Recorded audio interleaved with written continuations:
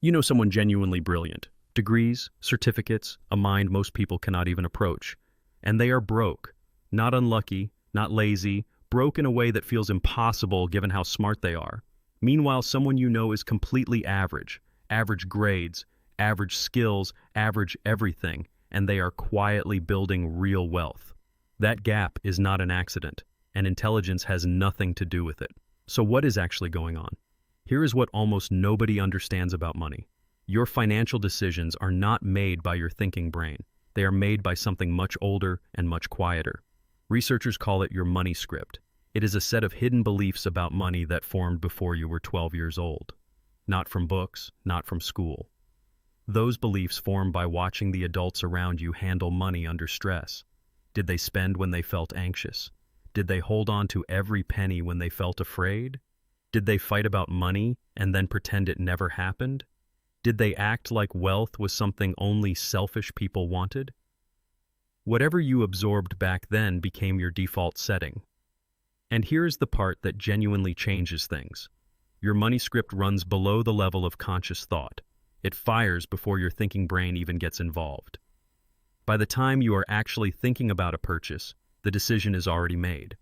Your decision-making brain is not actually choosing in that moment.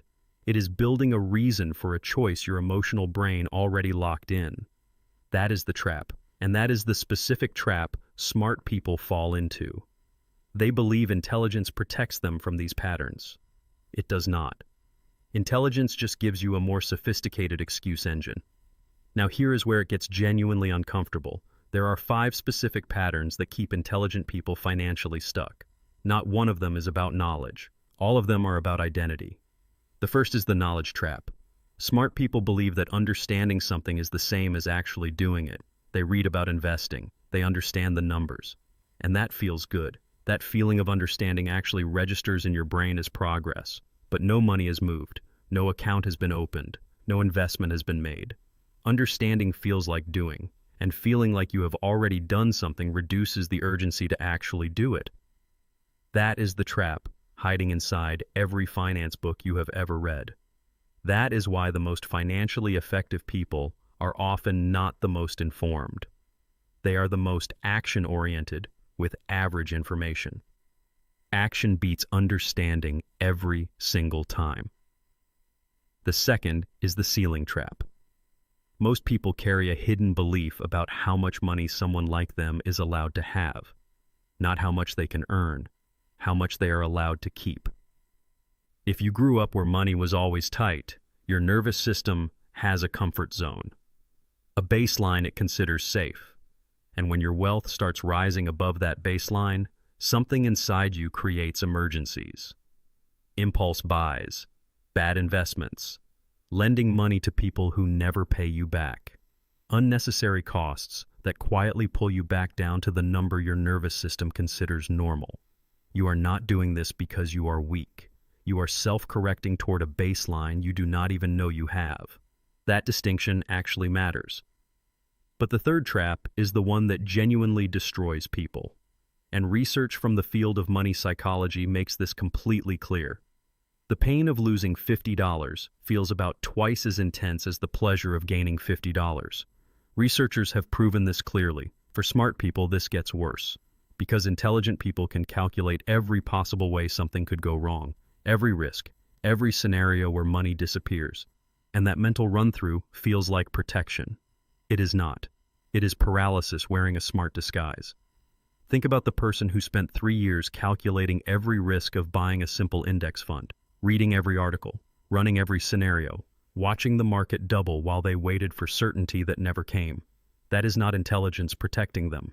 That is intelligence working directly against them. There is a real difference between those two things. The wealthiest people are not reckless. They are calibrated. They take risks where the worst case is defined and the best case is much, much bigger. That is a completely different game. But the smartest people often take no risks at all, because they can always find one more reason to wait, one more thing to research, one more scenario to run. The fourth is the time trap. Intelligent people are usually paid well for their time, and that creates a dangerous equation most people never even notice. The higher your hourly rate, the more natural it feels to just trade your time for money. But time is finite, and trading a limited number of hours for a limited amount of money has a ceiling you cannot outwork. People who build real wealth do not sell their time. They build leverage, assets, systems, ownership, things that keep generating money without them having to show up every single day. But leverage requires upfront risk. Risk requires tolerating uncertainty. And tolerating uncertainty is exactly what intelligent minds are worst at. That is the time trap snapping shut. Now here is the trap that ties all four of them together. The fifth one. And it is the deepest. The fifth is the identity trap. Every single financial behavior you have is connected to who you believe you are, not what you know. Who you believe you are. If you believe you are someone who is responsible with money, you make responsible choices, even when they are uncomfortable. Your actions follow your identity, always. But if you believe you are someone who always struggles financially, you make choices that confirm that belief. Even when you have the knowledge, even when you have the income. Most money advice fails because it targets behavior. Spend less, save more, invest regularly. Those are behaviors. And behaviors are just outputs. You cannot sustainably change outputs without changing the input, your identity. Here is what actually works. Not a budget, not an app, not a spreadsheet. A deliberate, conscious rewriting of who you believe you are when it comes to money. And this does not happen through repetition alone. It happens through evidence. Your brain needs proof. Small wins that show you a new version of yourself is real. One investment made automatically. One subscription canceled for good. One money boundary set and actually held. Each one of those is not just a financial action, it is an identity signal, and identity signals compound. Over weeks and months, those signals stack up. Your nervous system updates its baseline, your hidden money ceiling rises. The self-sabotage quietly decreases. Not because you learned something new, because you became someone new. That shift is the actual mechanism. That is the whole game. So here is the full picture. Smart people stay broke not because they lack information. It is because their intelligence is being used in service of patterns that actively stop them from acting. The knowledge trap makes understanding feel like progress. The ceiling trap pulls you back to your financial comfort zone. Fear of loss freezes you inside endless analysis. The time trap keeps you trading your hours for dollars. And the identity trap ensures every behavior flows from who you believe you are, not what you know. That is the whole system. That is what is actually running your financial life. The fix is not more information. You already have enough information. The fix is a deliberate rewriting of the system that is actually driving your financial decisions, your money script, your baseline, your identity. Those are the three things that are actually in charge. And once you start changing them, even at the smallest level, the results compound, not in a straight line, exponentially. Because each new identity signal makes the next one easier. Each boundary you hold makes the next one feel completely natural. Each investment you make starts to feel like an extension of who you are, not a departure from it. That is how wealthy people are actually built, not through superior knowledge, through superior psychology. The smartest person you know is not broke because life is unfair. They are broke because their intelligence is working for the wrong system. They are running brilliant software on completely outdated hardware.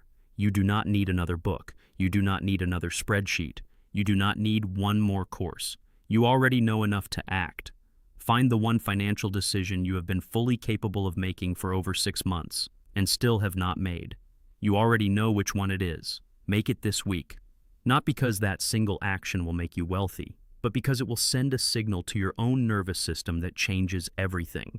That you are no longer someone who only understands wealth. You are someone who builds it. That is the whole shift. Right there.